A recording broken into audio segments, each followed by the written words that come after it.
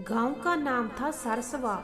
एक ऐसा गांव जहां सुबह सूरज से पहले गरीबी जग जाती थी और रात में भूख सबसे बाद में सोती थी। कच्ची सड़कों पर नंगे पांव चलते बच्चे, फटे कपड़ों में लिपटी मजबूरियां और हर चेहरे पर किसी न किसी अधूरे सपने की लकीरें। नमस्कार दोस्तों, आपका स्वागत है हमारे हिंदी कहानियां चैनल में। कहते हैं इसी गांव के आखिरी छोर पर एक टूटी सी झोंपड़ी थी। मिट्टी की दीवारें, फूस की छत और दरवाजे पर लटका हुआ एक पुराना सा टाट का पर्दा। उसी झोंपड़ी में रहता था रामू, 12 साल का एक गरीब लड़का। रामू के पिता का नाम था हरिराम। लोग उन्हें पसंद नहीं करते थे। गांव में कहते थे हरिराम अपने कर्मों से खुद डूबा ही अपने बच्चों को भी डुबो देगा। हरिराम शराबी था, जुआरी था और झूठ बोलना जैसे उसकी आदत बन चुका था। दिन में मजदूरी करने जाता, शाम को दारू की दुकान पर बैठा मिलता। जो थोड़ा बहुता कमाता वही उड़ा देता। घर लौटता तो माँ सीता हाथ उठाता, गालियां देता। सीता एक शांत सहनशील स्त्री थी जिसकी आंखों में आंसू सूख चुके थे, पर उम्मीद अब भी जिंदा थी अपने बेटे रामू के लिए। रामू ने बचपन बहुत ही जल्दी खो दिया था। जब उसके हम उम्र बच्चे कंचे खेलते थे वह पानी भरता था। जब वह स्कूल जाते थे वह खेतों में मजदूरी करता था। माँ, मैं भी स्कूल जाऊंगा क्या? एक दिन रामू ने धीरे से पूछा। सीता की आंखें भर आई। उसने बेटे के सिर पर हाथ रखा और बोली, जरूर जाएगा बेटा, तेरे दिन मुझसे अच्छे होंगे। लेकिन रामू जानता था वह सिर्फ दिलासा था। पिता गांव का साहूकार ठाकुर लाल हरिराम से नफरत करता था। कारण साफ था, हरिराम ने उससे कर्ज लिया था और कभी लौटाया नहीं। एक दिन ठाकुर लाल अपने आदमियों के साथ झोंपड़ी पर आया। हरिराम कहाँ है? मालिक, वो आज नहीं आया, सीता कांपते हुए बोली। ठाकुर लाल की नजर रामू पर पड़ी। अच्छा, जे है उसका बेटा। रामू डर के मारे माँ के पीछे छिप गया। सुन रख ठाकुर लाल गुरैया, तेरे बाप ने जो किया है उसका हिसाब अब तू देगा। उसी दिन से रामू की जिंदगी बदल गई। ठाकुर लाल ने रामू को अपने ईंट भट्टे पर काम पर लगा दिया। ना कोई दया, ना उम्र का ख्याल। सुबह अंधेरे से पहले उठना, भारी ईंटें ढोना, धूप में चलना और गलती पर गालियां और डंडे। रामू अक्सर सोचता, अगर मेरे पिता अच्छे होते तो क्या मेरी जिंदगी ऐसी होती? सीता रोज भगवान के आगे हाथ जोड़ती, हे प्रभु, मेरे कर्मों की सजा मुझे दे, मेरे बच्चे के नहीं। पर भगवान चुप थे। एक रात हरिराम शराब के नशे में झोंपड़ी लौटा। रामू थका हारा कोने में पड़ा था, कमाता भी नहीं, जा नहीं। हरिराम ने लात मारते हुए पूछा। सीता बीच में आ गई। बस करो, वो बच्चा है। हरिराम ने सीता को धक्का दे दिया। रामू पहली बार अपने पिता से नफरत करने लगा। उस रात रामू ने चुपचाप फैसला कर लिया, वह अपने पिता जैसा नहीं बनेगा। भट्टे पर काम करते हुए रामू की मुलाकात हुई एक मास्टर जी से। वे पास के स्कूल में पढ़ाते थे और निरीक्षण के लिए आए थे।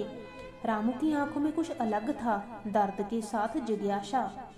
तुम पढ़ना चाहते हो? मास्टर जी ने पूछा। रामू ने सिर झुका लिया। नहीं, पर सीखना चाहता हूँ। मास्टर जी कुछ देर उसे देखते रहे, फिर बोले, गरीबी सबसे बड़ा अपराध नहीं है बेटा, अपराध है हार मान लेना। उस दिन रामू के दिल में पहली बार उम्मीद ने दस्तक दी थी। रामू की जिंदगी अब ईंट भट्टे की आग में झुलसने लगी थी।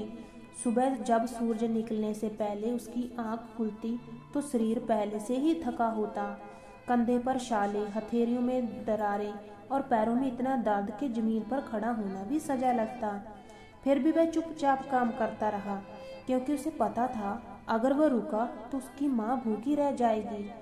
भट्टे पर बच्चे कम थे, पर जो थे सब रामू जैसे ही थे। कोई कर्ज के बदले, कोई मजबूरी के नाम पर। मालिक की आवाज गूंजती, तेज चलो, ईंट भट्टे खुद नहीं उठेंगी। एक दिन रामू ने ईंटों की गिनती से गलती हो गई।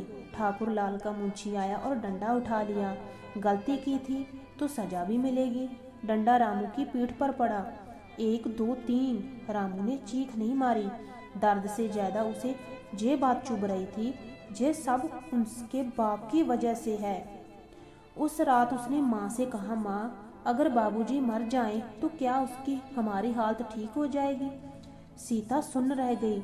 उसने रामू को सीने से लगा लिया। ऐसा मत बोला बेटा, वो तेरे पिता हैं। पर रामू की आंखों में आंसू नहीं थे, वहां सिर्फ एक सवाल था। उधर हरिराम अब वह इंसान से ज्यादा बोझ बन चुका था। दारू, जुआ और उधार तीनों ने मिलकर उसकी आत्मा को खोखला कर दिया था। अब उसे काम पर नहीं रखता था। गांव वाले कहते, इनसे अपने कर्मों से अपनी औलाद का भविष्य जला दिया। एक शाम हरिराम नशे की सड़क पर किनारे गिर पड़ा था। कुछ लोग हंसते हुए निकल गए, किसी ने पानी तक नहीं पूछा। उसी रास्ते में मास्टर जी गुजर रहे थे। उन्होंने हरिराम को पहचान लिया। ये रामू के पिता है ना? उन्होंने मन ही मन सोचा। मास्टर जी को पहली बार समझाया कि बच्चे की हालत इतनी खराब क्यों है। एक दिन फट्टे की ईंटें गायब हो गई। ठाकुर लाल का शक धीरे सीधे रामू पर आया। तू ही चोर है, तेरा बाप भी ऐसा ही था। रामू ने हाथ जोड़ दिया। मालिक, मैंने कुछ नहीं किया। पर गरीब की आवाज़ कौन सुनता है? रामू को सबसे सामने पीटा गया। उसकी माँ को बुलाया गया और धमकाया गया। सीता रोती रही, मेरे बेटे ने कुछ नहीं किया। ठाकुर लाल हंसा। भगवान तेरे घर नहीं आएगा सीता। उस दिन रामू पहली बार टूटा। उसने महसूस किया, यह दुनिया सिर्फ कर्म नहीं, पहचान भी सजा देती है। लगातार तनाव और भूख ने सीता को बीमार कर दिया। तेज बुखार, बदन दर्द और कमजोरी। रामू उसे देखने के लिए भट्टे से भागा। मालिक ने डंडा दिखाया पर वह नहीं रुका। झोंपड़ी में माँ बेसुध पड़ी थी। माँ आंख खोलो, सीता ने धीरे से कहा, बेटा पढ़ लेना, अपने बाप जैसा मत बनना। वही शब्द जो रामू के दिल में हथौड़े की तरह गूंजे। मास्टर जी को जब ये सब पता चला तो उन्होंने फैसला कर लिया। वे रामू से मिलने आए। मैं तुझे पढ़ाऊंगा, उन्होंने कहा। रात को चोरी छिपे। रामू की आंखें चमक उठी। सच?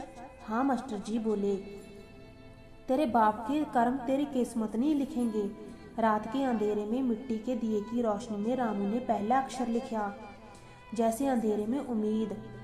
पर किस्मत को अभी और इम्तिहान लेने थे। एक रात हरिनाम शराब के नशे में झोंपड़ी लौटा। सीता तेज बुखार में तड़प रही थी। रामू पानी लेने गया था।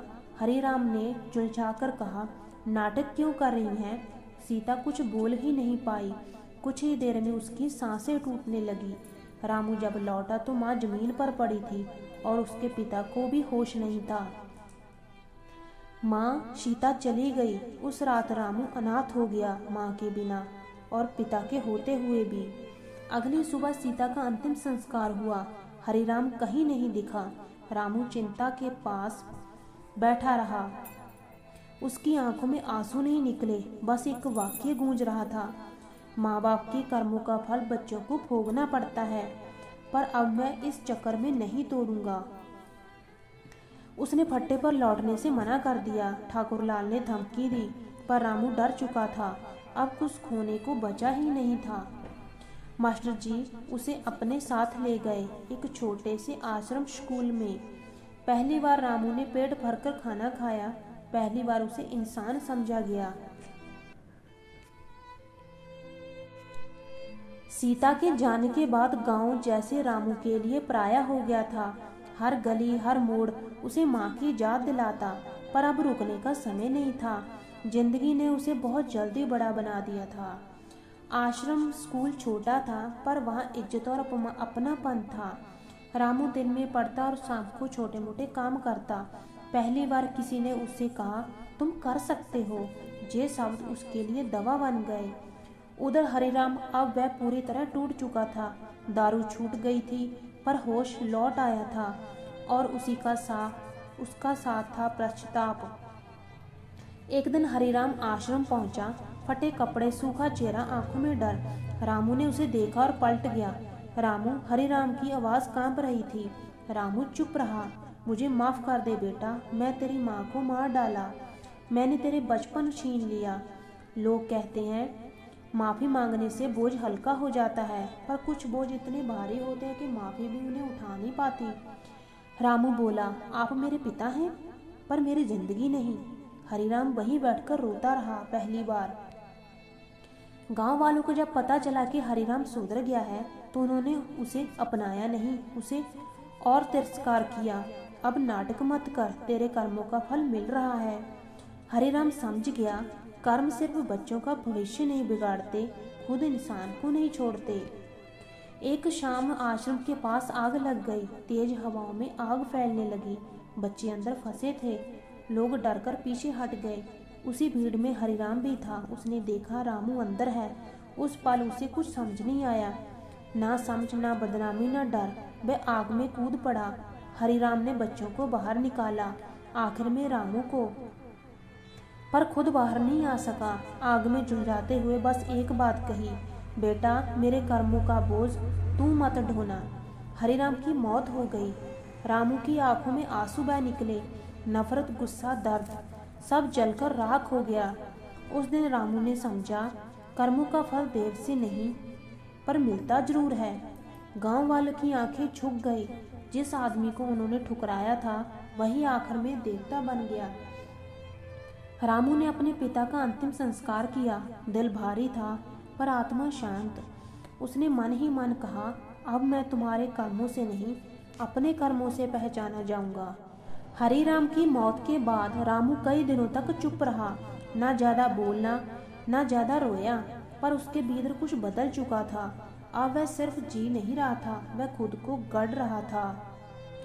आश्रम स्कूल में रामू सबसे ज्यादा मेहनत करने लगा। दिन में पढ़ाई, रात को काम, बीच बीच में माँ और पिता की यादें।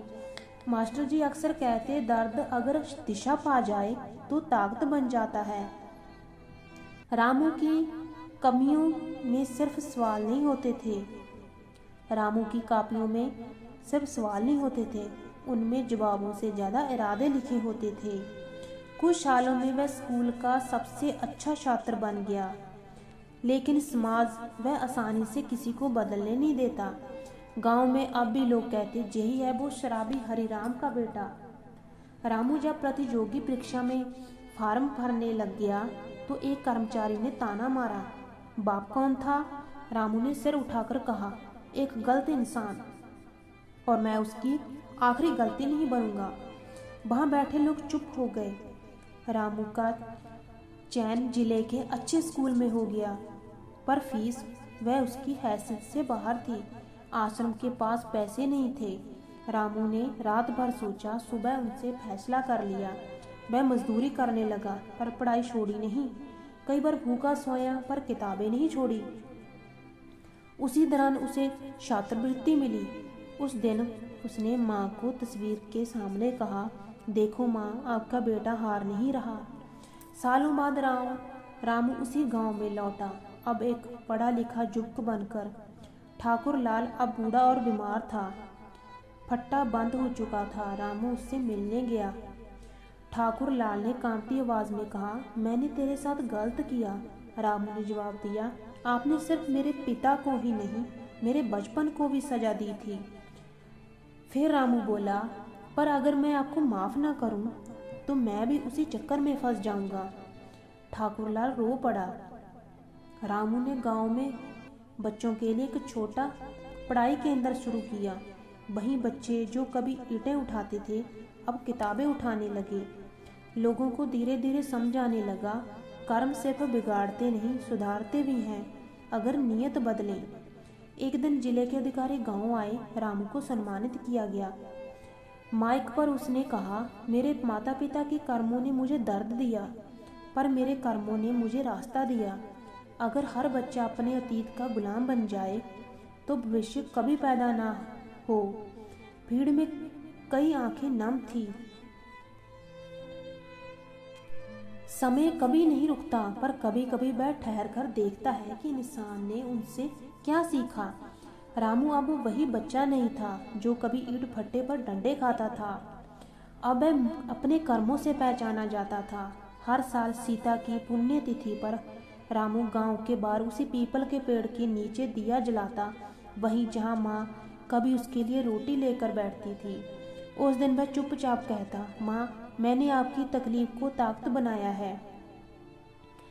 उसके पास हरिराम की भी एक तस्वीर थी। लोग पूछते, जिसने इतना दुख दिया उसकी तस्वीर क्यों रखते हो? रामू मुस्कुराकर जवाब देता, क्योंकि वही मेरी चेतावनी है, वही मेरी सीख भी। जिस गांव में कभी रामू को तिरस्कार किया गया था, अब वही लोग सलाह दे लेने लाते थे। कई माता पिता अपने बच्चों को लेकर आ कहते, हमें माफ कर दो, हम नहीं चाहते कि हमारे कर्मों की सजा जे भुगते। रामू बस यही कहता, आज सुधर जाओ, यही बच्चों के लिए सबसे बड़ा उपहार है। उसे समझ आ गया था कि कर्मों का फल बच्चों तक तभी पहुंचता है जब हम उन्हें बदलने से इनकार करते हैं।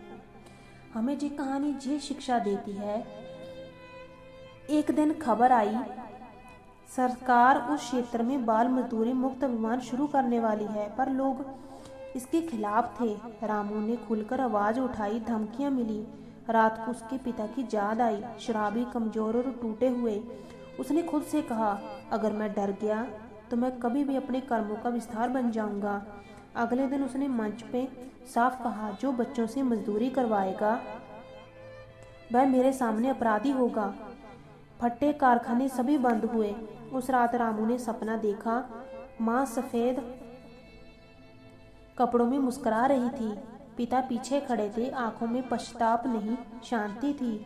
सीता ने कहा, बेटा तूने हमारा बोझ उतार दिया।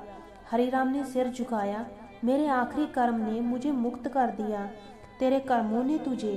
रामू की आंख खुल गई। तकिए पर आंसू थे, पर वे हल्के थे। रामू ने अपने स्कूल की दीवार पर लिखवाया, माँ बाप के कर्म बच्चों को रास्ता दे सकते हैं, पर मंजिल नहीं।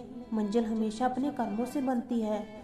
आज भी जब कोई गरीब बच्चा उस स्कूल में पहली बार अक्षर लिखता तो रामू बड़ी खड़ा होकर होता, एक गवाह की तरह। इस बात का गवाह है कि माँ बाप के कर्मों का फल बच्चों को मिल सकता है, पर वही बच्चे उन कर्मों का अंत भी बन सकते हैं।